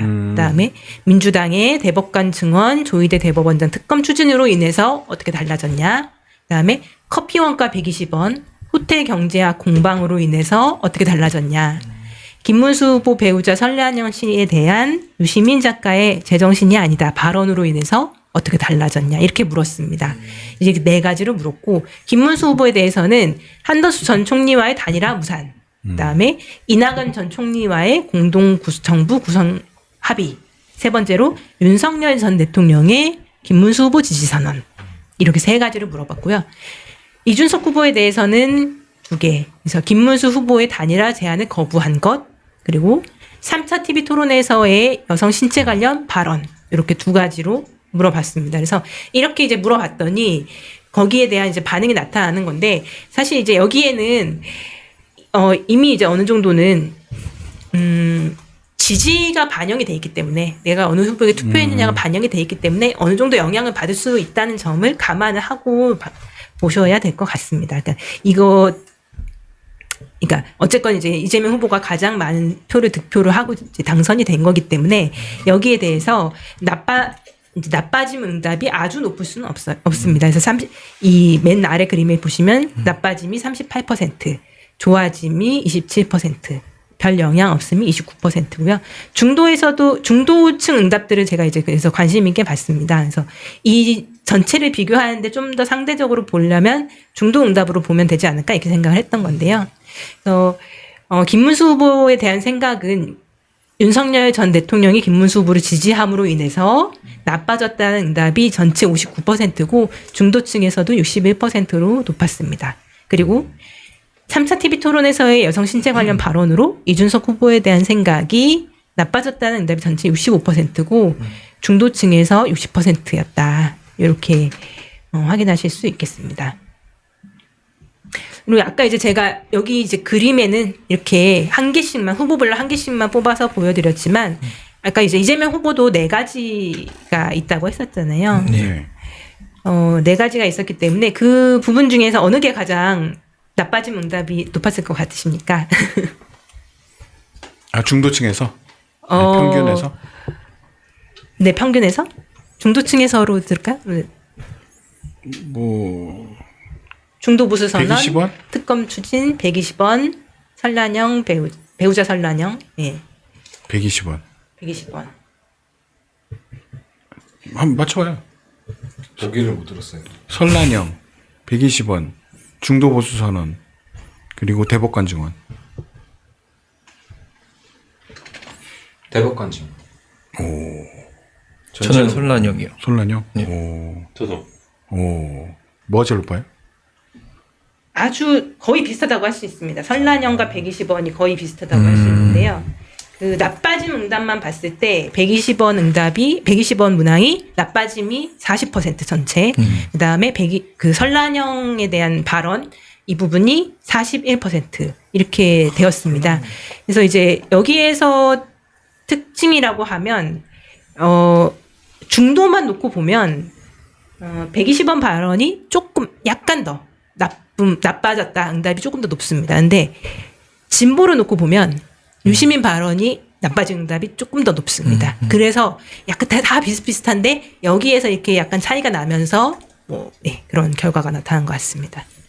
그러니까 중도층에서는 120원이 이제 굉장히 민감하게 반응했던, 둘 다 민감했지만 진보층에서는 그럴 정도 생활과 관련되어 있는 거니까. 이게 상대적인 거죠. 사실은 나빠짐이 40%이기 때문에 그렇게 나빠졌다고 볼 수 없는 건데 그래도 이재명 후보와 관련된 4가지 이슈 중에서는 그나마 뭐 그런 이슈에 속한다. 특히 자영업자들이 그쵸. 좀 싫었을 수 있었던 이슈였죠. 실언에 가까웠어요. 지나서 한 얘기지만. 근데 이제 저는 이준석 후보 요거는 중도층에서도 60%가 나빠진 거면 상당한 영향이 있었다고 봐야 되고 보수층에서도 높네요. 그래서 야 이거 전체를 이거 한번 다운받아서 다 봐야 될 것 같아요. 이거 연구해 볼 만한 것 같은데 다음 정부, 그러니까 이재명 정부와 여당이 어떻게 해야 되냐 뭐 이런 얘기들도 좀 여론조사에 포함되어 있다고 하던데요. 네, 13쪽 보시겠습니다. 그래서 이재명 정부와 더불어민주당의 앞으로의 행동 어떻게 해야 되는가에 대한 그런 질문들이 몇 가지 있었습니다. 그래서 이재명 정부가 이제 통합이 중요한 과제로 나서게 되었는데, 그럼 이재명 정부가 연대해야 될 대상 혹은 배제해야 될 대상 여기에 대해서 이제 여러 군두를 놓고 물어봤는데 그 중에 비상계엄에 반대하고 윤석열 대통령 탄핵에 찬성한 국민의힘 의원이라면 연대해야 한다는 응답이 50%였습니다. 그리고 비상계엄 옹호 탄핵에 반대했던 국민의힘 의원들은 배제해야 한다는 응답이 61%로 높았습니다. 그리고 이제 극우라고 불리는 정광훈 목사와 자유통일당 72%였고요. 문항이 왜 조사한 거지? 이준석 의원 및 개혁신당은 이제 연대해야 한다는 응답과 배제해야 한다는 응답이 거의 비슷하게 나타났습니다. 그러면 이제 비상계엄에 반대하고 탄핵에 찬성한 인물이 그렇게 많지는 않은데 연대가 될까요? 근데 그건 당이 어떻게 하느냐에 따라 좀 달라질 것 같고 그 당 내부의 분위기 이런 것들 영향을 줄 것 같고 이준석 의원에 대한 경계적 의사도 꽤 있네요. 솔직히 비상계엄에 반대하고 윤석열 대통령이 탄핵한 사람 이준석이잖아. 이 사람에 대해서 33%고 국힘에 있다는 이유로 연대해야 된다는 50%라는 국힘 얘기는 의원에 대한 그게 더 높잖아요. 그러니까 이준석에 대한 경계심 이런 건 대중들이 실제로 존재한다 이렇게 좀 봐야겠죠. 아마 극우하고 그런 성향하고 좀 그러니까 혐오 이런 거랑 연결돼 있다고 생각을 하니까 그런 경계적 어떤 의사 이런 게 좀 나타난 게 아닌가 이런 생각도 좀 드네요. 네. 근데 어떤 딱 이 문항만 놓고 볼 수는 없는 그런 부분들이 좀 있을 것 같습니다. 또 다음 페이지 14페이지도 함께 보겠습니다. 그래서 더불어민주당에 대한 의견으로 법안 단독 처리를 자제해야 한다라는 질문에 그러니까 그 명제에 대해서 동의한다는 응답이 67%였고요. 사법부 압박을 자제해야 한다 59%. 다른 정당과 권력을 나눠야 한다. 여기에 대해서도 동의한다는 응답이 57%였습니다. 사실 이제 이거 외에도 주요 과제들에 대한 질문도 있었는데, 뭐 예를 들면 이제 그 내란 세력에 대한 이제 청산, 또 이제 윤석열 대통령에 대한 어떤 수사 이런 부분들 어떻게 진행해야 되냐, 뭐 이런 부분들에 대해서 대체로 반드시 이제 그렇게 신속하게 해야 한다는 응답도 높지만 그렇다고 해서 이렇게 이제 이번 여기 14페이지에 있는 문항들을 놓고 보시면 그럼에도 뭔가 더 많은 권한을 갖게 되거나 더 많은 단독적인 어떤 행동을 하는 것에 대해서는 경계하는 그런 응답들이 좀 높았다는 부분이 특징인 것 같습니다. 표현이 좀 부정적인 표현이라 가지고 단독 처리 뭐 압박 이런 거라 가지고 이런 걸 좀 개선할 수 있는 방법 없을까 싶은데 예를 국민의힘이 법안을 단독 반대하는 걸 자제해야 된다. 그건 국민의힘에 대한 의견이지. 아니, 근데 이게 더불어민주당에 대한 의견이 아니잖아. 사실과 단독 처리. 근데 이 사실과 다른 문항인 거예요. 이게 민주당이 단독 처리한 적이 상임위가 다 조국혁신당에 끼어 있고. 아니 그건 이제 기술적인 문제인데 여기서 단독 처리라는 건 이제 거대 이제 상대당을 무시하고 할 거냐 이런 얘기긴 한데 이제 그거에 대해서는 이제 뭐 대부분 동의를 많이 하죠. 그리고 진보층도 그거나 60% 정도는 법안을 그렇게 처리하는 건 좀 곤란하지 않냐. 최선을 다해서 이제 그 협의하려고 노력해야 되지 않냐. 이거는 의회 정치의 기본이니까. 그러니까 아무리 소수가 됐다 하더라도 소수의 의견을 듣는다. 이건 민주주의의 기본이니까 그런 건데 흥미로운 건 이제 사법부에 대한 압박을 자제해야 된다의 진보층이 38%가 동의하고 54%가 동의하지 않는다. 사법부에 대한 압박은 계속해야 한다. 이게 압도적으로 높은 거죠. 네, 이게 좀 특징적인 것 같고, 이거는 뭐 의미가 있다고 생각이 좀 되고, 권력을 나눠야 한다라는 거에서도 동의한다가 40% 정도가 돼요. 근데 이제 동의하지 않는다 53%인 거 보면 지지자들의 심리가 참 그렇긴 하다. 그러니까 아직 좀 더 여기서 아마 다른 정당이라고 하는 게 국민의힘이라고 인식하는 것 같긴 해요. 네, 그러니까 권력을 분점하는 것은 아마 이제 현 여권을 이루는 과거의 야오당 요들과 이제 권력을 좀 나누는 이런 것들도 좀 포함될 텐데 그런 거에 대한 질문들이 좀 있었으면 좋았겠다 이런 생각도 질문이 좀 이게 듭니다. 목적이 뭔지를 모르겠어요. 그러니까 이게 그냥 그 말씀하신 대로 질문이 부정적인 단어도 부정적이지만 구체성이 없기 때문에 이건 더 큰 문제인 것 같아요. 그러니까 어떤 대체적인 인식을 조사할 만한 주제는 아닌 것 같아요. 느낌이. 법안이라면 어떤 법안을 단독 이렇게 조사를 해야지. 법안을 단독 하기 싫지. 아니 잘 협의해야지. 사법부 압박 그냥 좋게 하지 이런 식이니까 구체적인 안건을 갖고 얘기를 해야 됩니다. 사법부 압박은 구체적이죠 지금. 저걸 얘기하는 거니까 이재명 재판과 관련돼 있는 거니까 그건 이제 구체적인 건데 구체적인 거에서 이제 확 드러나죠.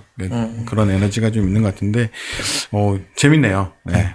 뭐 제가 다 가져오진 않았지만 구체적인 질문들도 있거든요. 예를 들면 12.3 부산계엄 관련자들에 대해서 수사처벌을 최소화해야 되냐 이런 거. 뭐 윤석열 전 대통령, 김건희 씨와 관련된 의혹 수사 처벌을 최소화해야 되냐. 그러니까 아까 얘기한 부분들이 어떤 반대되는 이것도 이제 그런 질문들이라고 할 수 있는데 예를 들면 뭐 보수 인사를 정부 요직에 적극 기용해야 되냐, 국민의힘의 정책을 적극 수용해야 되냐라고 했을 때 지금 마지막에 말씀드린 3번과 4번 이제 보수 인사를 정부 요직에 적극 기용하거나 국민의힘의 정책을 적극 수용해야 된다에 대해서는 어느 정도는 할 필요가 있다는 응답도 좀 나오지만 앞선 것들 수사처벌의 최소화 이런 부분들은 전혀 그런 것을 원하지 않는다는 응답으로 나타나기도 합니다. 혹시 그 야권과 권력을 나눠야 된다 그것도 있어요? 그런 건 없죠. 질문에. 없겠지. 야권하고 권력을 이미 나누고 있는데 뭐 어떻게? 나눴어요? 그 질문은 없고 이제 아까 말씀드린 그 질문 뭐 이렇게 그거죠. 법력권과 그러면. 야권을 착각했다. 내가 말한 야권은 그 야권이 아니고. 그러니까 네. 국힘을 제외한 나머지 국힘 말고 네, 진보당 네. 두고 계신다 이런. 뭐 그들에게 뭐 그건 지켜보면 알겠죠. 근데 뭐 많이 나눠주긴 좀 힘드니까 그런 걸 테고 아마 다른 정당과 권력을 나눈다면 이제 뭐 국민의힘하고 어떤 뭐 이런 얘기일 텐데 이건 아직은 뭐 그리고 한국의 이 정치사에 이건 좀 어려워요. 어쨌든 뭐 흥미롭군요. 뭐 대선 끝나고 첫 번째로 출연하셨는데 앞으로도 이런 식으로 좀 준비해 오신다는 거죠? 네네. 좀 흥미롭게 함께 볼만한 조사 결과들. 정치 조사들이 대부분이겠지만 또 정치 조사가 아니더라도 우리 사회에 대해서 볼 수 있는 조사가 있으면 그런 조사들도 좀 소개해 드리도록 하겠습니다. 네. 나오실 때마다 너무 재밌어. 너무 재밌습니다. 네, 나날이 흥미로운 것들이 늘어나고 있습니다. 자, 오늘은 그 대선 예측을 정확하게 맞추신 김진실 STI 수석연구위원 모시고 여론조사에 대해서 들어봤습니다. 오늘 시사콜콜 2부는 여기서 마치도록 하겠습니다. 어색했겠지만 참아주시고요. 내일부터는 아나운서 정혜림이 돌아옵니다. 자, 여기까지 하다가 좋아요와 구독, 알림 설정 부탁드립니다. 저희는 내일 뵙겠습니다. 고맙습니다. 감사합니다. 감사합니다.